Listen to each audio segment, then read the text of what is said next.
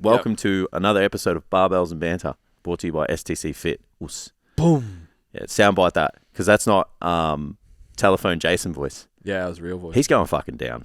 Fuck that guy. I want to annihilate that dude. Fuck that You know, guy. people are like, you need to be better than the person you were. Guy's fucked. Just can't get on my level now.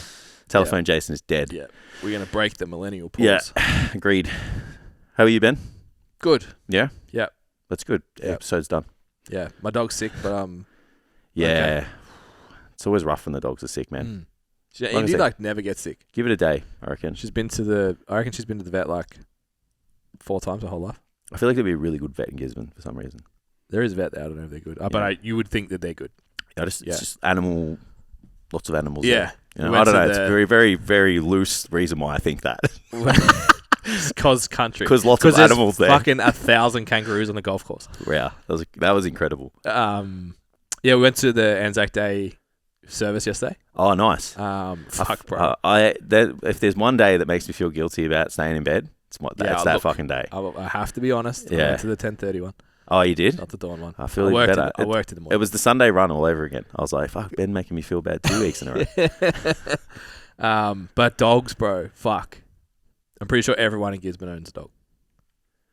Oh, yeah. So, like, everyone shut up. There's this, like, fuck, he would have been, I reckon, 10 weeks old, chocolate lab pup. Yeah. And then there was just a sea of dogs. And every time he saw one, he was just like, I must be near them. Yeah. And I must talk to them. Sick. It was chaos. Sounds like heaven. It was awesome. So, no, it wasn't, because it was like, you're standing there being respectful. Oh, you can't move. A fucking guard of honor for soldiers coming through, and you're like, yeah. But there's a puppy over there. I forgot about the actual reason why. Yeah. But yeah, it's wild. Lots of very cool dogs up there too. Yeah. Like lots of Aussie Shepherds, which I love, which I would have if they weren't so crazy. Aussie Shepherd. Yeah, lots of dog hair too. Yeah. That's how I look at dogs now. Just like, how much dog hair does this dog going to fucking expel over a lifetime? Yeah. It's like, I'm fucking struggling, man. I think I'm going to get a golden. Yeah. It's Aren't they like the most... ultimate family dog. That's number one dog owned for a family, right? Number one. Yeah. I think German Shepherd's probably like top 3, I think, something like that. Yeah. There's lots of healers up there, actually. Yeah, it makes sense. So much space. There's a couple of Kelpies there that like looked like working dogs. They were fucking cool. Yeah. Is that your country story for the week, or do we have like a country story? Well, yeah. So we went to the service. Would probably be like that's the country story. There, we immersed ourselves in the community. Yep. We also played golf with all the kangaroos. I have a country story. I fronted up to a kangaroo who was invading my personal space to hit a golf ball, and he looked at me and just went, "I'm gonna keep eating this grass because you're not a threat." And I was like, "I need to hit this golf ball, and I'm not getting any closer to you." But the golf buggy. I was like, all right, I'm going to fucking add myself to this golf buggy so I look even bigger. Yeah. And he moved. So, just putting it out there, Jace is low-key terrified of these kangaroos. 100%. They're fucking massive. There's probably... The small ones I'm not. The big ones... The golf course actually does kangaroo tours. Yeah. Around the course. Like, it's legit fucking... There's heaps of them. Oh. How many do you reckon there were? 200? I reckon there would be 1,000 in the area. That's just how many you see. There was probably 200 on 4 holes. Yeah. There were fucking heaps. Yeah. So yeah, it's quite funny. And I know what you're thinking. Do they get hit by golf balls? I say yes, because I have a video evidence of it happening. Of Ben doing it and feeling like shit for the next... It's all right. It was across the ground. It didn't hurt him. Yeah. It definitely didn't hurt him. Yeah. Steph said the same thing. She's like, do they get hit? I'm like, yeah. Yeah. They do. But I'm like, they're not going to die. Shit people play. Well, and then coming down the 9th, we were making our way down the fairway, and there was a mass accident of kangaroos. Yeah, it was like Jumanji. Not Jumanji. So, same thing happened yesterday, right? So, this is my country story that you went there for.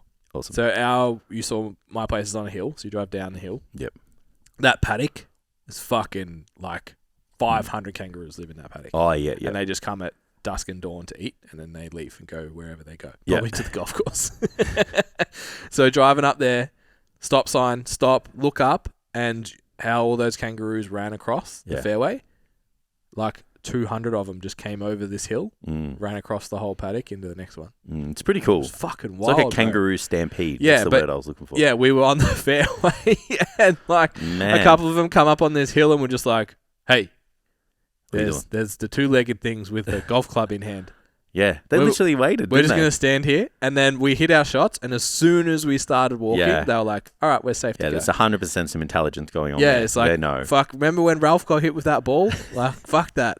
We can wait. Yeah. Wild. I'll tell you what. I think we were like Super cool. one hole into a lad's weekend of golf. And I remember I just like, we teed off second. I just saw this like cockatoo on the ground. And I was like, I thought it had actually been dead for a while. Yeah. And then got to the next hole. And one of the boys was like, oh, I fucking collected that cockatoo. And I was like, that just happened. And he's like, yeah. And I was like, ooh. Yeah, it sucks. Yeah. Well, fuck, man. Sometimes like when This you hit a happens. ball, I'm like, Yeah. you always walk a little bit ahead. Mm. And you think you're out of harm's way, but every now and then I think about it. I'm like, "Fuck! If that thing comes at you, bro, You're in big trouble. you're fucked." You're in big trouble. Yeah. Yeah. Ooh. Like Yeah. I don't. I hit Even- a Galar's wing. Mm. And he didn't even flinch. Yeah, I think you got it in the good spot. Was that when we were at Wezza? Yeah. Yeah, I think you got it, clipped it on the bottom bit. The noise, I was like, oh no. Yeah, But I think it's it just fun. I think you just got like feather, Yeah. like not where the feather connects No to bone. the bird. Yeah. Yeah, It's wild. yeah. That's nuts. But I think that's my country story. We'll have more country stories because we're finishing off your project hybrid next coming Oh, weekend. actually, that's my country story. I know I talked about the run last week. So, Mm. They're update from last week. I Yeah. got the course. the incline. They sent out the course. Oh, yep. So, it shows a graph of elevation. Oh, yeah. So like a gradient of like how steep you can expect it. Yeah, is it? Let me guess. It's over a very long period of time, right? So it goes from 0 to 100 meters straight up. Yeah. And then from 100 meters to 2.6 kilometers flat. Yeah. From 2.6 kilometers to 3 kilometers straight up. 60 meter elevation. Yeah. Straight down. And then from 3 kilometers onwards flat. Awesome. So it's literally halfway. Fuck you. And then finish off. So you got to get through the first half. That's going to be the mental. Yeah. So challenge. I have to run those blocks in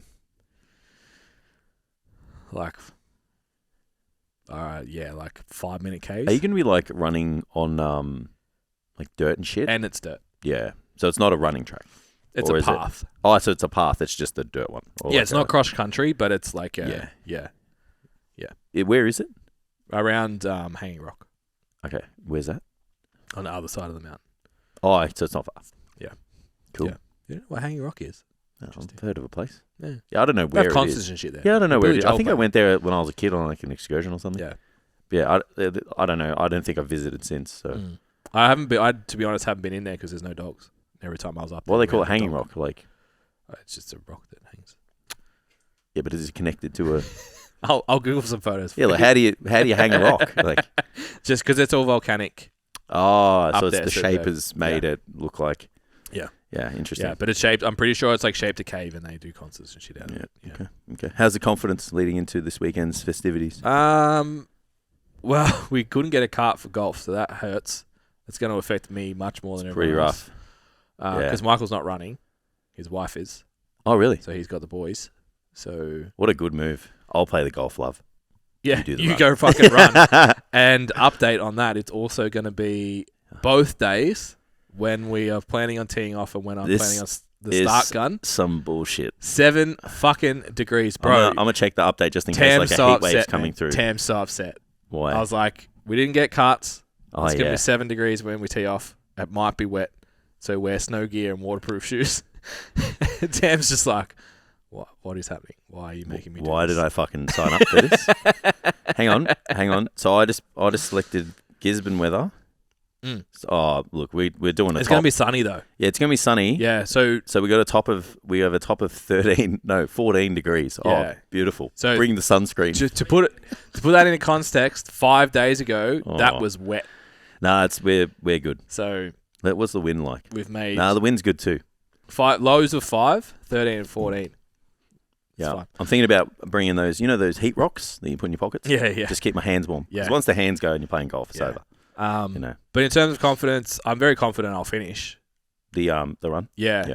I think my last one I did in 40. So I should be aiming for 35, but you know Yeah. me. So 30 will be touch and go, I think, with the hill. But I ran down our hill at home Yeah. the other day, and I was running 4.5 minute Ks Oh yeah. to come down. Yeah. And it was easy. Got a little bit So- of help. Yeah, Yeah. so it'll be interesting to see what I can actually do on flat. Do you just lean your body like enough to let it take you down? Pretty much. Yeah. Longer strides. Yeah. So does that mean you do the opposite when you go up? So I was just trying to do Durham's thing. Yeah, just slightly tilt. So same cadence count, but the Yeah. steps are shorter. Yeah. So Up the hill? yeah. Yeah. Yeah. Yeah. So yeah, you're still same position, same lean, same cadence, but you're obviously not moving as far. Of course. And then You'll you make can it up keep on the same cadence downhill, your steps are Bigger. greater. Yeah, each so time. you're taking the So just, it covering speeds you distance. up naturally. Interesting. Mm. Have we put the lifting thing in the bin? Oh fuck yeah! Yeah, so Yeah, lifting's yeah. not happening. So I squatted. Do you want to have an arm wrestle or something? Like I feel squatted- like 3. There needs to be 3 things. I squatted 180. I have video evidence. I squatted 180. I deadlifted 220. Yeah. And I benched 110. Yeah, cool. So whatever. Happy what with that? What Like, does add it up to? So 4, Oh, math. 5, 10. 4. 5, 10 total. Yeah. It's not bad. You gonna sleep at night with those numbers? Fuck. So woke up Sunday to go to the competition that I was supposed to be doing. Oh yeah. And I was like, the last thing I want to do today is compete. Yeah. And I was Good really news. stressed about it. There's 2 things I was stressed about. 3. 1, that the perceived public, because I'm so public, perception coming back on me that you're a pussy and you didn't do it. 2, that I would get to the meet and be really disappointed in myself for not sticking it out and Yeah. doing it. And then 3, people that I told that I was going to compete, like, oh, why aren't you competing, bro? No one asked. I haven't heard from anyone else. I think I had one client message me like, oh, why aren't you doing it? Yeah. And I woke up on the day like, oh, fuck, yeah, I was supposed to compete today. That sounds like a horrible idea. So Yeah. very comfortable with that decision. Do your clients ever like let you know that they like the fact that you like do what you do and it motivates them? From a training standpoint. Mm. I don't think so. 'Cause mostly they actually talk about other clients. Yeah, I'd be interested to know. So share if you're Ben's client, put pressure on him. Yeah. Yeah, but I've just had a couple of my clients. They're like, oh, I really like. Now that I posted my ass, they do. Yeah, yeah. Because they all want glutes like me. Yeah. But I think having a female Yeah, well, dominated they're not probably, audience, they're not impressed with what I do with my own training. Yeah, but I've had a lot of I don't know feedback if it's like the training per se. It's the act of doing. Yeah. Well, I had a lot of people sort of like, I'm loving watching your journey from powerlifting into running. Yeah, and okay. the stuff you're doing in the gym and stuff. Does that put pressure on you?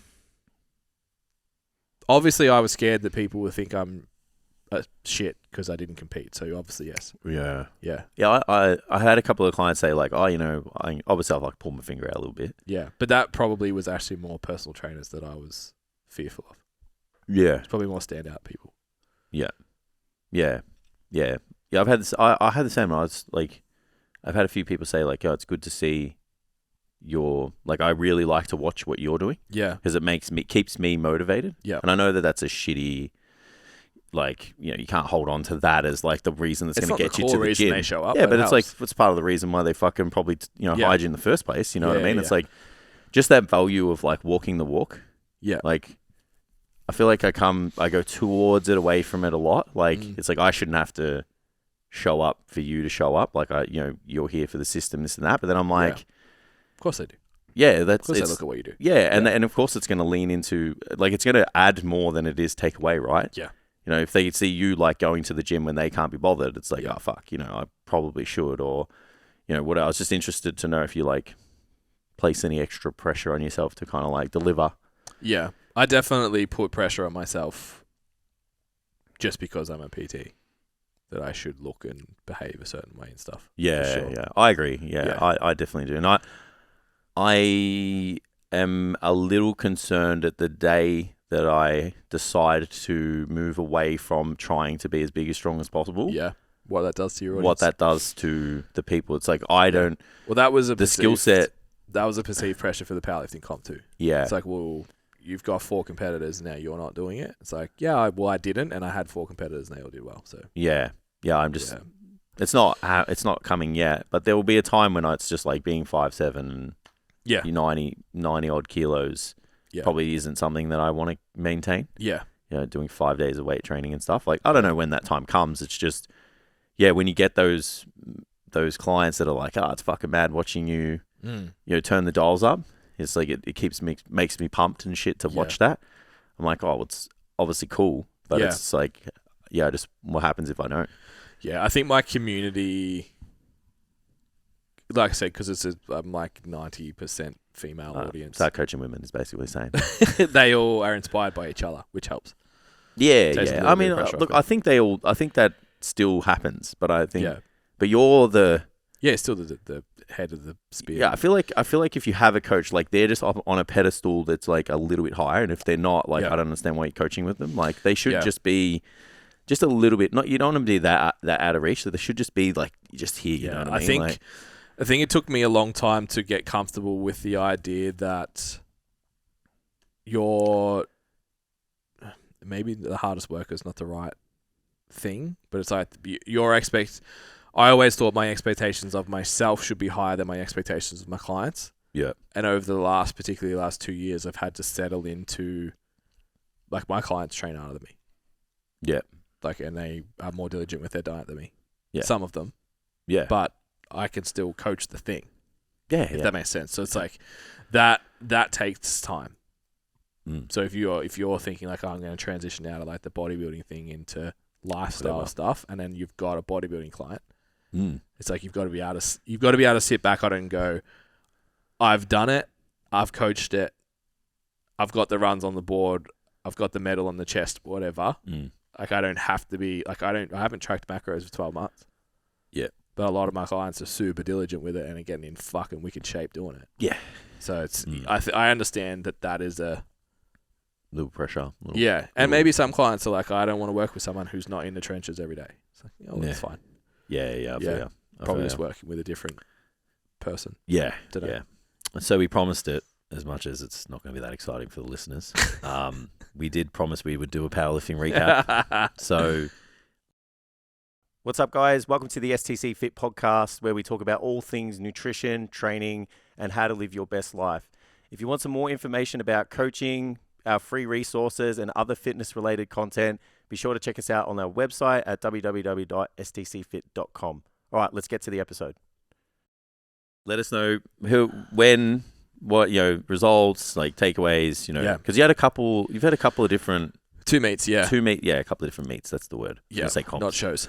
Shows. Is it a comp? Is it a comp? You can call it We can just call everything's a comp from this point onwards. Yeah, sweet. You say comp, I know what you mean. I say comp, we know what right? So first one we did was New South Wales States at Strength Tribe in Sydney. So the week after we got back from Brisbane, went up there for 3 of my girls. Yep. So Megan was a really fucking fun prep. Because she was getting married 2 weeks after. Yeah. So we had a weight class to hit, we had a body composition be in, and we had a total to hit, and she's the most experienced power lifter of the group. She's done 2 or 3 platform. I think she did 2 novice meets, a lift off, and then 4-month turnaround into this. So it was like, all right, let's see where we're at. Yeah.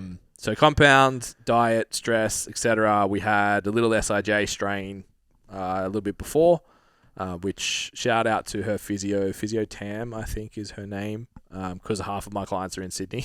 She's in Sydney and she's fucking great. She helps all the 1RM guys. Yeah, she's great. Very comprehensive. And the report I got back was mad. How good is it? Yeah. That's when you know, they know what's up. Yeah. So that was good. She was fine. About 3 weeks out, hit all the numbers. No stress. Perfect. I will double check how much the PBs were.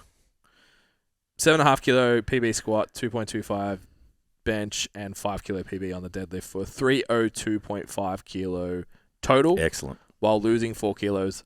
Unreal. Getting promoted at work. Planning a wedding 2 weeks out. So it was a pretty fucking amazing effort, to be honest. 100%. It was very, very good. And performed really well in the day as well. Good. Executed well. Technique was solid. Everything was spot on. Also had Irina, who is client and stand-up PT grad, so personal trainer. Had done a novice meet years ago, but had never gone back because every time she'd gone specific on squat, bench, and deadlift, her back had played up. Okay. She's quite femur dominant, let's call it, fucking super long thighs. So really hingy squat, really hingy deadlifts. There's a lot of pressure going through the lower back a lot of the time. The community that she comes from is like, if you're going to do powerlifting, you squat, bench, deadlift, fucking 52 weeks a year, and you lift heavy all the time and all that kind of stuff. So she's in that stronger, leaner, fitter kind of programming that I've kind of been moving into, as well as a powerlifting body composition. Not a one-trick pony. But she was like, the first couple of weeks of her programming with me in the gym, she's like, everyone's just like staring at me like, what the fuck are you doing? Because she was like doing broad jumps, vertical leaps, slamming balls, doing cardio, fucking ipsilateral loaded shit, and like running drills, and she was going for runs twice a week and all this shit, and everyone was just like, what the fuck are you doing? Yeah, this especially not... Gym has like a culture or a style. That's kind of, it's like, that's not, you're not going to get strong doing any of that. So that was a fun challenge. So she ran up until the peak program, which I think was about 5 weeks out. Yeah, right. Was doing kind of a couple of 5Ks a week. Yeah. I don't actually have the exact numbers, but I know that she all-time PB'd every lift. Yeah, sick. And I was like, that's fucking mad. And now we're training for a half marathon soon. Yeah, nice. Yeah, she ran 7. So 2 weeks post-comp, she ran 7Ks. Yeah, unreal. Comfortably. Yeah, that's good. I was like, okay, this is gangster. Yeah, that's pretty sweet. So that was cool. Biggest deadlift in her weight class by a fucking mile. She pulled 155 at 60 small human weight. Kilos. Yeah, it's sick. Yeah, it's so good. Well done. Wild, bro. Yeah. Wild. Squat 105, bench 60. So like 320 total. Silver medal. Would have got a nationals invite, but didn't want to go. Yeah. Yeah, unreal. Amazing day. Really, really good. So Mads... So did the lift off in Sydney. Yeah. And then I started coaching her after that. So for those of you that follow me, you would probably know who she is because she's on my stories all the time. But she walked into the lift off and we were just like, that is a lot of fucking muscle mass on a human. Yeah. When someone's put together a certain way, you just like, your eyes are just drawn to it. Yeah, it's like you should like be a CrossFit athlete or a powerlifter or something. Cause just something that involves lifting weights. You're a beast. Yeah. But... really low exposure to squat, bench, and deadlift. She's basically a beginner coming in to that event and moving forward. So she was working with Reese before. He'd done a great job, but she wanted to go sort of in a different direction. I think just like get to an online coach, someone that's not in her gym, was useful as well. So main focus for her was just like, holding her back. Yeah. And learning technique, execution. Like sometimes the skill of powerlifting is actually not sending it. The skill of powerlifting is actually sticking to a 2-rep and reserve on end.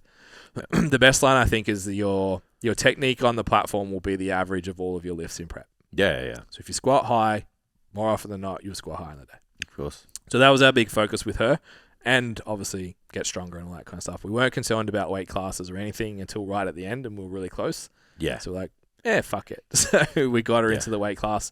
It will be, I imagine, we got to do it for nationals, but it'll probably be our last time in that weight class. It's not worth it. Yeah, get bigger. Yeah. 10 kilo squat PB, 5 kilo bench press PB, and a 10 kilo deadlift PB in a 4-month turnaround. So it's like a 25 kilo jump in 4 weeks. It's pretty mad. Yeah, it's sick. And she smoked her last squat, but was shallow. Oh, damn. Yeah. And that's just experience. It was like, it's one of those ones where it's like, if I had to look at the judge, I can't be upset. Yeah. Because she hit it and I went, ooh. Yeah. And then got reds. I was like, we can't. Yeah. Can't call it. No. Were there others on the day? Yes. Of course. It's powerlifting, man. It is what it is. If you have to look at the judge, it's questionable enough that, you have to. Yeah. So I didn't know. We hadn't planned anything. And Mads was like, hey, so we're going to nationals in 7-8 weeks. I'm like, what do you mean? She's like, I applied and I got in. I'm like, okay. So we're going to nationals. So that'll be fun. Where's the nationals this year? It'll be in Queensland. Oh, yeah. Brisbane. I think at the new Zero there. Yeah, nice. I think Thomas kind of runs it. Yeah, sick. So that, no, it's at its own venue. It's in like a fucking...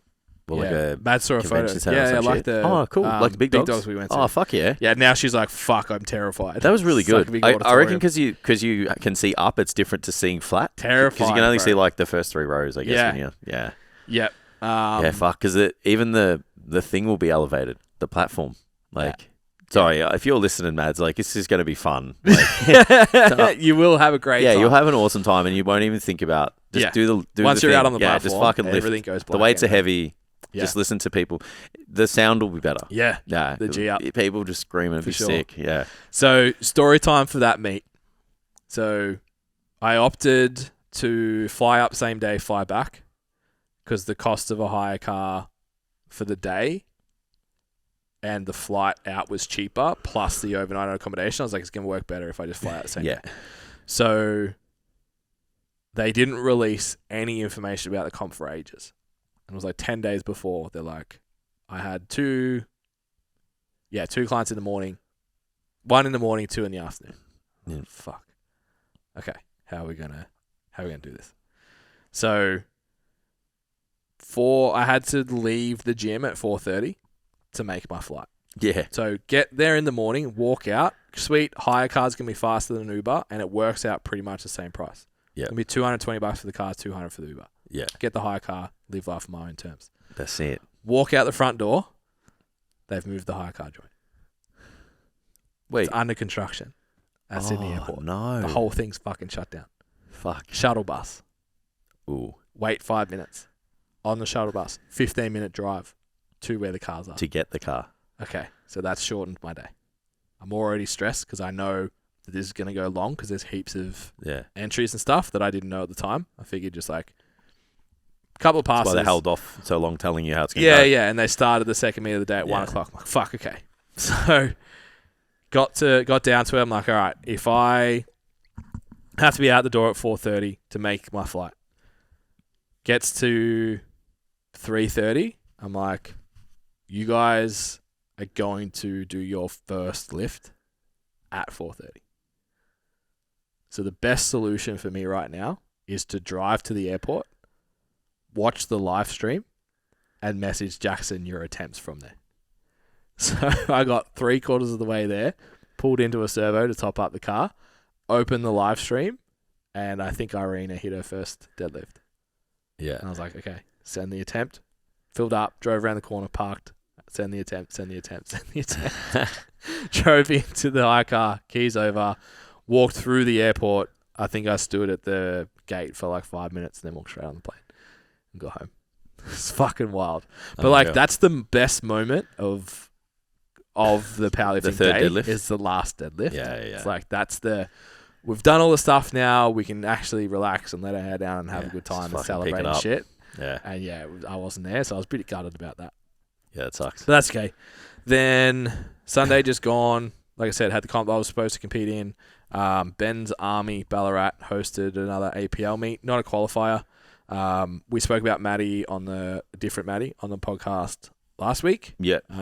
Had some back issues, bit of a chaotic last couple of days. So I'm not sure where we're at when we did the podcast, but she messaged me Thursday that she'd been to the doctor, and the doctor said, I'm pretty sure you got a broken rib. Ooh. I need to send you for scans to find out. It's like, well, we don't have enough time for that. So I was like, okay, will you please go see Ali? And I had to do when you go, if Ali says this is potential to get much worse, we're not competing. Yeah, of course. I have to look out for your best interest in the next month, not just tomorrow. 100%. There's always another comp. That's it. Blah, blah, blah, Such blah. a good mentality to have, like, as a coach to say that. Like, Yeah. It's just, there was always another one. Yeah. So I was like, but if Ali, I'm fucking all in if Ali gives you the all clear. Yeah. So we were at the gym Friday morning, get 3 minutes from Ali. It's just a strain. We're all good. I don't think she's going to make anything worse. You might just have to pull her attempts back a little bit, but she'll be fine. Do the Voltaren diet. Yep, Voltaren rub and diet. So get to the meet, get everything sorted. It was a little bit chaotic. It wasn't the most organised meet I've ever been to, but it was fine. Everything ran on time and shit. It was just a bit for someone who was doing their first comp. Yeah, they're just finding their feet. Yeah. So missed first rack call. Damn. So squat, stand up, Rack. weight to rack. Yeah. Racked the bar too early. I was like, okay. And then, so general rule of thumb as a coach is if someone red lights, you don't put the weight up. I was just about to ask you that. Does it depend on how? So yeah. Okay. But if you put it up and they miss, they're not hitting it on the third. So if you put it up, you run the risk of them missing and then they're and they're bomb. They're out of the meet. It's all over. Yeah, true. So you've got to get that. You've just got to get one on the board. I've never been so fucking anxious at a powerlifting meet, including my own. Yeah. Chipped it 5 kilos. Mark, you're fine. You're fine. We're all good. The first one flew up though, right? It was fast enough. Yeah. Yeah. So it's like, just wait for the call. But I didn't know how her back was going to hold up. Oh, yeah, true. Chipped it. Probably shouldn't have. Did it get there? She got it. Okay. I was like, thank fuck. All right. Chipped it again. Smoked her third. Okay. So For probably a just PB. confidence. Probably just confidence. Wait for it. Okay. Got so excited that she got it. Racked again. Racked it. Fuck. So I was like, okay, we have to pull this back in. Did the all right, you've got 5 minutes. You can be upset. You can cry. You can be mad. You can do whatever. After 5 minutes, it's done. Yeah. We focus on bench press. That's it. She went 6 from 6. PB to bench, PB to deadlift, and have a fucking great day after that. Yeah, I reckon it's the nerves, as well. That, especially so much. So is that first time or just first time. Yeah. And bro, so they're out east. So Ballarat's like 2.5 hour drive. But they're all going to Bali the next day. Her and a bunch of her friends. Oh, really? She had fucking 10 people there, bro. That's sick. Which was mad, but I think also it adds to. She had, I reckon, 25% maybe more of the crowd. I saw the photo and Karim's Karim staunch ass jacked. face. His staunch face looks like he's ready to fucking smash someone. So yeah, it was just like fuck. Love you, Karim. So yeah, that was good. We probably missed out on maybe 10 kilos, I reckon. Yeah. Just with the temp selection based on her back, but yeah, she has a lot of potential. Yeah, it's sick. So she just made the weight. No, she missed the weight by 500 grams. We were not trying to hit it at all. But she posted a photo yesterday and in a pool at Bali. She's got 4 abs. Yeah, it's sick. I'm like, we're going to get you bigger, stronger. Probably switch to sumo. She's probably more favoured to sumo. Weight moves weight. Wuss, wuss. Yeah. The right kind of weight, yes. So yeah, that's exciting. And the main thing was while we were there, so where I competed last time out that side of town, Lilydale. Was that when we stayed at the... Yeah. And we did the mini golf? Yeah, so they're running a meet in December. And they had a couple of competitors there. I'm like, when's your next one? They're like, we're doing the Christmas kind of thing. Cool. And I was like, sick. I sort of just, we'll do that. And Maddie was like, yeah. And then straight after, he's like, I can't wait for December. I was like, okay, that's all I wanted. I just wanted, even after the turbulent fortnight, you just had a good time. Yeah, it's so important, eh? That's my number one thing. Yeah. It's did you have fun? Yeah. Yeah, was the 5 months or whatever it was worth it? Yeah. Because if it wasn't, it's how much of that was, did I or could I have influenced? Yeah. How much pressure did I put on you or anything like that? Yeah. What's up, guys? So before we move on, just wanted to make sure you guys know about our free resources on the website. So go to www.stcfit.com/resources and take advantage of our free body transformation guide, our SBD guide, and our body transformation quiz. What's the planning of the day like? I know when I have, so making it about me in contest prep for the people who actually want to listen to something exciting. I really have to micromanage the day. Yeah, I find you get up, you do this, you eat your first meal, once they say come over to here, before that you've got your pump up and hit this sequence of movements, do your posing, get to stage, come back, have some water, have some food. Do you have to micromanage the day like that, or is it just hey, these are your warm ups, even questions and stuff? Do you do a scoping session? Are there lots of questions? How does that kind of day go down from a coach's perspective, and what do you expect of your athlete? So, personally, my goal is to reduce as much of that as possible. Yeah. So, I get the question, what should I eat? What do you eat when you train? Yeah. Eat that. 100%. What do you eat before you deadlift? Well, you're not going to have a bowl of pasta because the belt's going to press on you, so you don't eat that. What about the day before? Should I carb up? Don't eat anything that you wouldn't normally eat. Yeah, that's it. You don't carb up to train, don't carb up to fucking compete. Yeah. The micromanagement is, particularly if you're there, the micromanagement's the psychological. Yeah. Do I need to go up or down with the person?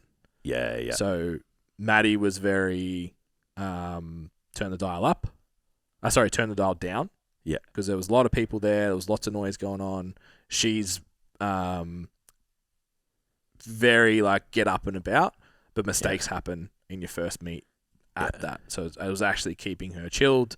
There was a lot of hand on the traps. There was a lot of like literally holding her through the crowd to be like, we're going to go stand over here. Then you don't have to chalk now. You're going to have a minute.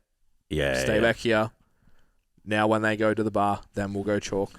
Yep. You can watch and then it's all good. Yep. So there was a lot of that stuff for Mads. And then we had a really interesting group in Sydney, for example, where there was a couple of people that like, obviously when they train, they're just there to have a laugh. Yeah. And then when they were at comp, it was the same. And one of my competitors in particular needed their own space, and I'm like that when I compete. I'm like, I need to be in my own space, in the zone, to go and do my thing. And if you're laughing, I'm gonna punch you. Like, fuck off, leave me alone. That's not my thing. Yeah. So it was a lot of like, hey, come over here, managing the personalities, and kind of get that going. So yeah, I think the micromanagement's more on that. In terms of warm ups and stuff, it's like you have your general lower, your general upper that you do before each lift anyway, or your exercise specific warm up. I usually have a spreadsheet that I put their opener into, and it spits out what's going to happen for their opening lift, so they don't have to think it. They think about as least as possible. I get them to eat after squats, because it doesn't really affect bench press. And then I just get them to have all of the caffeine before deadlifts. Check them up for deads. Yeah. I think it's really important to just take those inputs away where you can. It's like the goal is really just go and follow. Like the plan is still there for the day. Like the day's not in absence of the plan. Perfect nutrition maybe gives you 2.5 kilos. Yeah. The wrong headspace takes 20. Yeah. Maybe 25. Yeah. The right headspace can put 10, 15, 20 on. 100%. Like it can be a 40 kilo swing. Yeah. I think it's knowing where the value is. Like if you know that, where like for us, it's like headspace is important. But it's like... If it doesn't... Like, outside of how you pose, like, it doesn't affect how you look. Wrong nutrition... Yeah. Fucking... Breaks the day. There goes 5 months. Yeah. You know? Like, see ya. Yeah. Like, you fucking... Like... Yeah. Yeah. So, it's funny when you look at... Well, not funny, but it's interesting, like, just knowing where those trade-offs are and the cost and benefit as well. Yeah. You know, like, even... You know, we get... Obviously, a really common peak week strategy is slamming yourself with fucking water and... Peeling it down to the end of the week and not drinking anything for the day. Is it an effective strategy? I would disagree. Can you get a really valuable outcome from it? Yeah, but it's like, you know, hitting a fucking bullseye on a barn door. You know, it's like you might look the best you possibly have up to date for half an hour. Yeah. And then you might look like a fucking water balloon, you know, or like a plastic bag full of sand after that. So it's like, what is the cost to benefit? Like, are we talking about percentages that don't exist or don't matter? Sorry. You know, it's the 2 kilos on the bar. It's like, or do we put you in the better position to ensure you bring your best or perform your best and like just hit the numbers or, you know, have this physique that is presentable on the day? And I feel like, people who chase those little 1%ers first in absence of like the overarching thing, because there's going to be people who like the nutrition is going to matter. Yeah. Like what he eats and how he does it and all that stuff is probably a thing. Yeah, because he's done enough meets that his mentality is under control. Yeah, and and it's like, that's it. It's like he's got the experience to manage himself on the day, or he's got the right people around him to manage him on the day. Yeah. So then it's like that. It's that next step now. Yeah. You know, so it's like I think it's important that. And you're competing for you're deadlifting for first at Pro Raw, 100%. Not your first amateur meet participant medal. Yeah. Yeah, and it's so important to just like assess the room. You know, keep these people in the sport. You know, build longevity. Yeah. You know, create a good experience for that person. It's like, you know, not managing their psychological state and then bombing it and it being the worst day ever. Yeah. Like that's on you, man. I think I was thinking about this driving home. I would rather be the coach that a client goes home thinking they could do more. Yeah. Than the coach whose client goes home frustrated they miss lifts. Yeah, I agree. I think that I would rather, or if I had to choose between those two things, Yeah. be upset with me that I didn't let you put it up. Mm. Like we were going to try, I think a bench for Mads, we were going to try and do 60 kilos was the goal. Yeah. She did it in the gym, but her butt lifted. So it was like, doesn't count. It's going to be sketchy. And I went 57.5. I was like, I know you'll get that. Yeah. And she did. It's like she went home. It was from the other podcast, the pain versus the ending. Yeah. If she had had a shit time for the Agreed. rest, it's like her memory when she looks back is like, oh, squats was chaos, but I made some mistakes. Yeah. But everything else I executed really well and I had a really fun time. Yeah. So, yeah, I think you've got to put all of that into consideration. I would rather be the coach that leaves 5% on the table than overshoots by 5 and you go home with fucking 4 from 9 and feel like you're a failure. Yeah, I think out of the people that are trying to take home the event, it's like your goal is to increase the likelihood of a good outcome. Yeah, and there's the best outcome for once the person. You start playing at a higher level, you start actually looking at what other people are doing. Yeah. So there was a moment at New South Wales that Irina showed up on the board as second. Yeah. And I was like, I know she's got a fucking mean deadlift. And she's only 25 kilos behind. Yeah. I'm like, okay, I'm going to have to keep an eye on that. And we're going to, if we have to pull for the win and it's 160 on the bar, it's 160 on the bar. You're pulling for the win. It's happening. Yeah. And then I realized that their subtotal had actually already included their first deadlift. Yeah. And I was like, okay, so that gap's going to be too far far of a bridge to cross. Yeah. We don't worry about that. Now what's the best you could possibly do? Yeah. And that's all we focused on. So there's that stuff that happens in powerlifting where it's like, I'm pretty sure you can even at the start, like when I was at Nationals, because I knew both of the guys were going to be looking for medals. Yeah. Steph and Aaron back in the day. I was like, what's their subtotal of openers? Where are you sitting? How far are you going to come back when? Yeah. And it's like, okay, so if you beat his squat or match or beat his squat by 2 kilos, you win. Yeah. So I pushed a little bit. He got it, thankfully. I think Aaron went 9 for 9. Yeah. And lost by, I think it was 150 grams body weight. Body weight? Yeah. Which is devastating because I told him to eat all day. Need to take shit. I'm like, you're well under your weight, just eat. Yeah. And he lost by 200 grams. I'm like, fuck. Well, that's a lesson learned there, you know what I mean? Like, so can you see the other people's lifts before the event? Only like the previous. Oh, only like you follow them shit and they post it. Yeah. Okay. Do you have any situations where you have to manage people's expectations? Yeah, so I had that call with Maddie. So Maddie was in the same weight class as Irina. Yeah. And totaled 20 kilos less and was a second round invite to Nationals. Yeah. We're not going there for a medal. Yeah. But we're going to have a really good time, more experience. It's a cool opportunity. Yeah. And then I think within 12 months, we can make an impact on that meet. Yeah. So we'll probably do like December to qualify. So we've got more time and then aim for Nationals the following year. So we had to have, when she messaged me, I actually ignored the message for a bit because I was like, we need to have a conversation because there's actually quite a big gap, like 50, 60 kilo gap in total from the to be really competitive on the day. So I just need to make sure you're aware of that and we're going for the right reasons. Yeah. But I think she's been powerlifting for 6 months. 8 months, yeah. It's a whole long time. So good trajectory. I think we can make an impact and it's worthwhile to get the experience. Yeah. And that was the other thing. I'm like, you have flights, you got accommodation, you've got cost of entry, you've got all that shit you got to consider. Yeah. To not make up the numbers, like it's not that disrespectful, but it's like you're going for see what the reward is for it. Yeah. And it has to be personal. You can't be taking home I don't even know what you get. Medal? Yeah. Is it a medal you guys get? Yeah, or something? Correct, yeah. So just knowing you're in it for the right reasons. So that's the powerlifting recap, Jason. Interesting.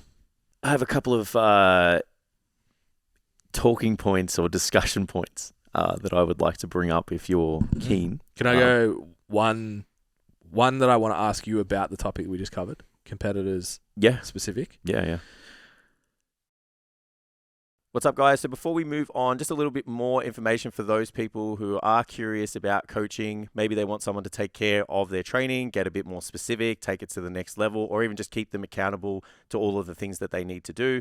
So again, you guys can go onto the website, get a little bit more information. It's got all the information on there on what's involved to take your training to the next level. You can hit the inquiry button, and then we'll get on a strategy call and see what we can do for you. So I heard a stat the other day that being hyper-neurotic about your goal, on average, results in a 5% better outcome. Yep. So if you're a competitor and you go from, say you lose 10% body fat to get in shape for your comp, add 5% to that would be, what's that, 0.5%? So instead of being 6%, you'd be 0.5%. You'd be 5.5% body fat. Yeah. That's a trade-off for lost sleep, like the psychological noise and stuff that would go on in your brain. Okay. I'm trying to work out what hyper-neuroticism means, but I can't look it up straight away. So basically, like creating a world of anxiety around your goal. Think of it that way. Okay. So it's the wake yourself up at 3 a.m. Am I going to make it? Am I going to do this? Yeah. Yeah. So that you're saying if you think or behave that way across life outcomes, you'll get a 5% better outcome than if you didn't.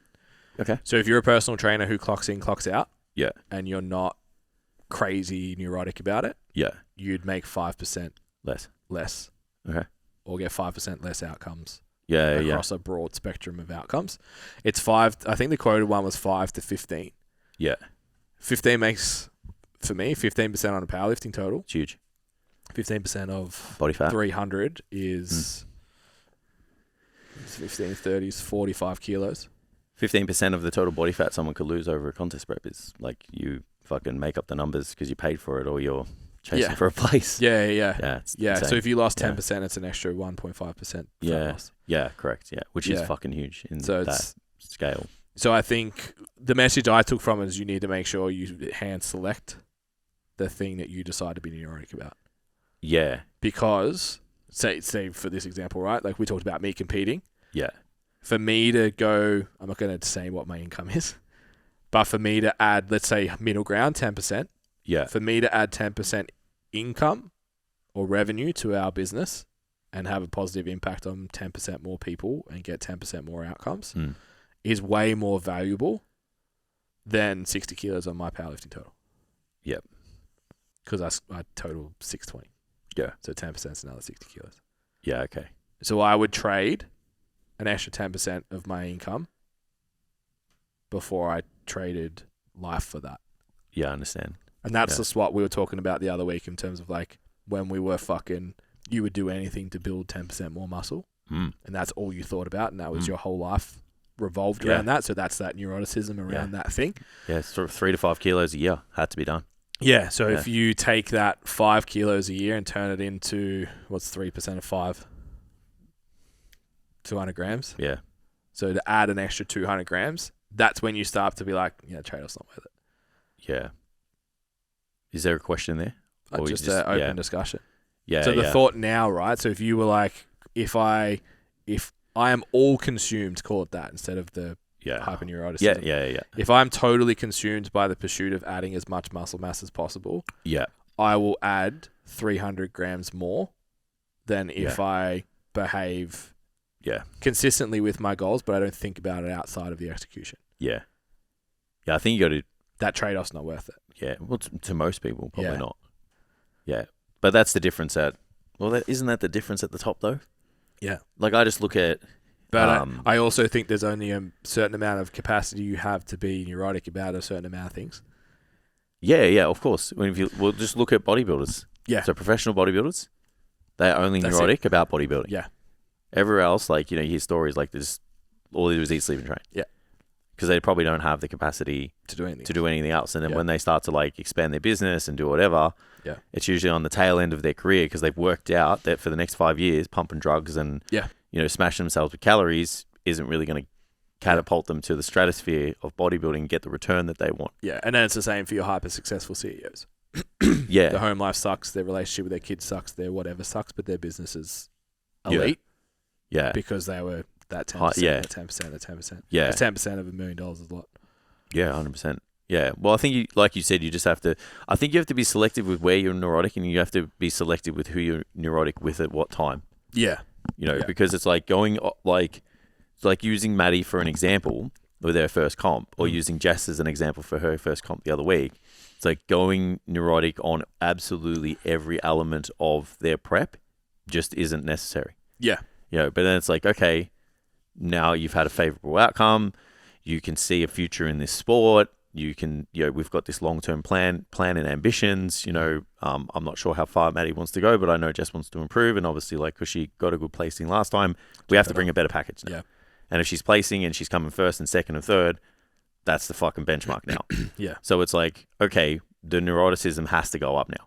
Like the level of, not even neuroticism, like the level of focus and attention to detail has to go up. It's like you can't be missing meals and have me say like, yeah, that's fine. Yeah. You can't be like missing workouts, regularly. You can't be taking your foot off the gas and stuff with training and not doing your warm-ups and being negligent, getting injured and all that stuff. Like you can't, if your outcome is X, everything that we need to do here has to be done. All these cards need to be flipped over in order to achieve that. Yeah. And I think it's about knowing just the level of expectation or the level of detail that person wants, has, and is willing to do. And then us as coaches, like making sure that they hit that level. I found it really interesting because I did both ends of the spectrum. Yeah. It was like for a super high achiever who has a very clear and concise goal, that's a really valuable discussion to have to make sure that the trade-off's worth it for the outcome. Yeah. It's like, if you do this, this is the difference it's going to make, and this is the outcome you're going to get. And you make a conscious decision to be like, yeah, I'm fucking in. Yeah. Whereas if you think about like, let's say like 10% better outcome, you're sitting around 12% body fat, for example. And we've talked about like, I just don't know if I really want to push beyond that because there's events and there's whatever. So like if you accepted that now the next level, you walk around at 10%. Yeah. It's like, are you willing to trade off every part of space you have in your mind for that 2%? Yeah. Can't right now, no. No, and I can't. I think that's a valuable. It's a really interesting, I guess, insight into the thinking. Yeah, it ties into that choose your regret thing. Yeah, and it's not. Yeah, I agree. It's like I can't at the moment, but it doesn't mean that I can't ever. Ever. Yeah. Yeah, it's like the trade-off just isn't worth it. Yeah. We got so much stuff to do. Yeah. And I think for me, like, my test is, what do I go to sleep? What do I wake up thinking about? Yeah. If I look at my carbs, it is. I'll put these down. Yeah, and that's where it gets a bit weird. And that's where I think this conversation's useful. Because it's like, I get out of the shower and I think about it. Yeah. Because I'm like, fuck you, soft, fat piece of shit. It's so hard on you. And then I go, I've got to go film some content. Yeah. Like, whatever. Yeah. You know what I mean? It's still, that just gets, like, this is still the number one thing. Yeah. Yeah.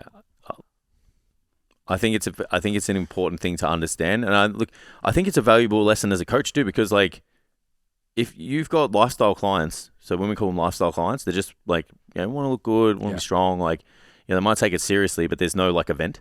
Mm-hmm.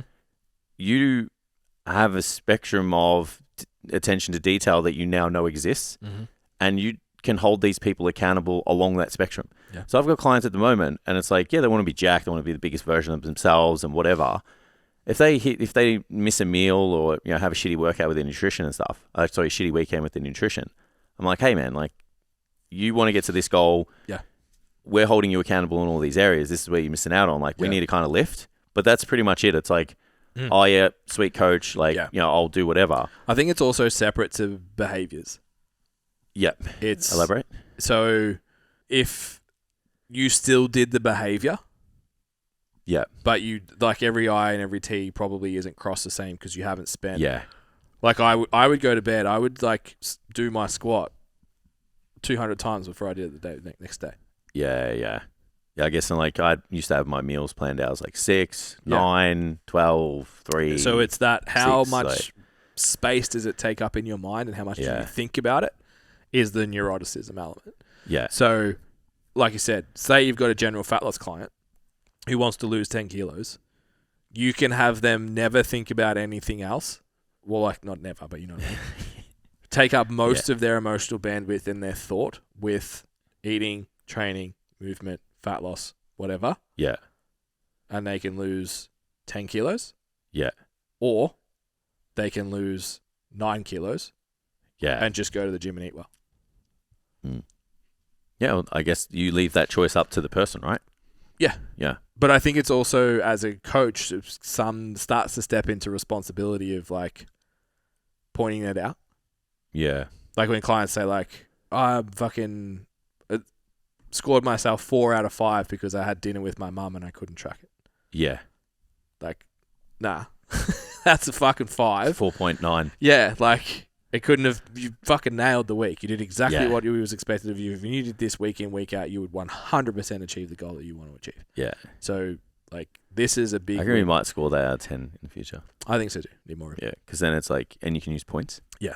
Because then it's like of 100%. So it's like 100% of your meals. It's like, oh, I'm 9.75. I'm missing one meal. Yeah. Yeah. Which is like, sense. I think that's a valuable thing for clients to think about, for us to think about, and then to sit in front of the person and be like, cool. You can, because we do that conversation already. We just never thought of it in this way. Yeah. Like I've got clients that don't track weekends because in the past they've tracked weekends and gone crazy about it. Yeah. Got hyper focused on food and shit. The only caveat, or like me playing devil's advocate, is you have to not be have an overly acceptance style of coaching to do that. Yeah, I agree, but that's behavior dependent, not mindset dependent. Yeah, I guess so. So missing your meals is behavioral. Yeah. Sorry, I'll finish and then you can go down that because that's still valuable. So what I mean by that is like, there's going to be people out there that are going to take someone's ability to get that extra kilo and tell them that it's not worth it. Yeah. And I think that is a decision that is entirely up to that person. Yeah. And even though the coach knows that that's going to take a lot to get there, they shouldn't really be influencing. Correct. Yeah, they shouldn't get in the way of that. They should go, look, like, this is your circumstance right now. Yeah. You know, this, like, remember, willingness and ability, right? Like, you got to have both of those things to achieve any outcome. Yeah. So if you're trying to chase, like, hyper attention to detail, not missing meal workouts, even to the times and whatever. Yeah.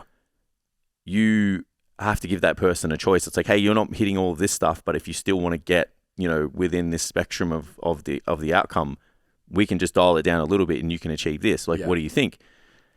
Rather than there's going to be coaches out, and we see it now, it's like, coaching is a really valuable thing, and understanding how to have conversations and obstacles and overcoming all of that shit is really valuable.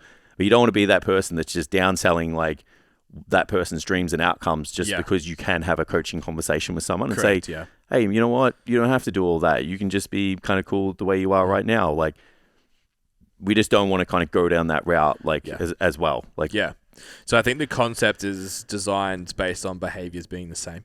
So you still show up to the gym, you still do your meals, you still whatever, and that's not taken away from the coaching thing. It's like, no, you still have to do the stuff. Yeah. You just don't have to hate yourself when you don't. Yeah. If that makes sense. Yeah. So it's like, or even though you did the thing, you still don't think it's good enough, and you're still self-deprecating, and you're still blah, blah, blah, blah. Like, me getting out of the shower and saying I'm soft, weak piece of shit. It's like, you totaled 5'10", you can run 5Ks. Yeah. And you'll beat Jason in golf on Sunday. On STCfit. Hey, we'll see, mate. We'll see. And for me, I think the line I use the most is we can. Yeah. So it usually comes the other way for me, where I'll have a high performer who's been a high performer in a lot of their life, and now they're in a different life situation. Yeah. Sounds familiar? You attract to yourself, right? So someone comes in and they're like, I should be doing this, should be doing that, should be doing this. It's like, well, I've given you a leeway of 5% on your macros. You're within those, and you got a positive outcome. We're winning. We could go to a meal plan, and we could structure this, and we could structure that. What that's going to do is impact your relationship with your husband, your relationship with your children, your relationship with yourself. Yeah. So we can, and if you want to go to that elite kind of mindset for it, we can do that. But you got to think about the trade-offs that are going to come with that. Of course. So you tell me what you want to do. Of course. Rather than being the coach the flip side of your coin was the people that Go are all like, in. the people that are like, oh, it's okay, you do whatever you want. It's like, you need to fucking, you were 3 grams out on your protein. Yeah. You need to pull your fucking head in. Yeah, it's like that. Yeah. It's the same kind of bullshit. Yeah, I understand. Yeah. I can see both sides to it. But like, it just comes down to being a good coach. But it's like, it just comes down to assessing every individual scenario within that person's life in reflection to what they're trying to achieve as well. Yeah. Because they've got to match up. Yeah. Like, you've got to go, is this a realistic opportunity to achieve this outcome with all of the things that are involved in this particular individual's life? Yeah. It's why we profile their lifestyle. It's why we profile their personality. It's why we get an idea of what kind of goals they want. A lot of chips have to kind of fall the right way for you to achieve. Like, if people already could achieve the outcome, they'd already have it. Yeah. Like, they wouldn't be hiring a coach, or they wouldn't be working towards this thing with this structured plan. Like, they'd be just doing it already. Yeah. So you need, it's like, without this obviously making it a fucking coaching podcast, but we're coaches. It's just knowing all of those things and then like treating each person individually, rather than like, oh, I'm a bodybuilder and I fucking do all this stuff, so that means everybody should. Yeah. You know, I hold myself to the highest regard, and I'm, got this huge attention to detail. Yeah. So if you don't follow this and you're not getting the outcome, that's your fault, and you just need to follow the plan. Be better. It's like, yeah, come on, man. Like, that's old. So take home is have that consideration for yourself. Would you trade all your mental space for a 10% better outcome with your training, body fat, whatever, and then adjust accordingly? Yeah. Because if you had sat me in this chair 2 years ago, I would have said yes. Yeah, but sometimes I think, without this dragging on, like, sometimes I think that, like, there's a time when that is valuable. Yeah, that's what I mean. So 2 years ago, if you had sat in here and said, like, hey, you're only going to total 10%, I'd be like, that's fucking 60 kilos. Yeah. Like, I feel like doing it. There's a bit of I feel like there's a bit of, like, for lack of a better term, like, passiveness that you have with your strength and your physique once you've done all that. Yeah. Like we are a reflection of, like, reps, years of work. reps and repetition. Yeah. So now it's like, if you miss a workout, like, you're not fucking. It's so insignificant when you think about the amount of workouts that you've done and you miss one. Yeah. Like, from a ratio perspective, miss a meal. It's like, I've eaten 50,000 meals. I think it's almost the other way. It's, you don't miss the workout. You just go with the intent to train because you like training. Yeah. You don't go with the intent that if I don't, I'm a piece of shit. Yeah.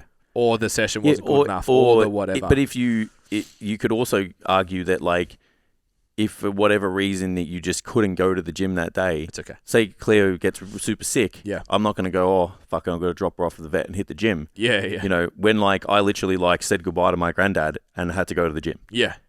Because I was in contest prep. Yeah. So it's like, I wouldn't do that anymore. Yeah. Ever.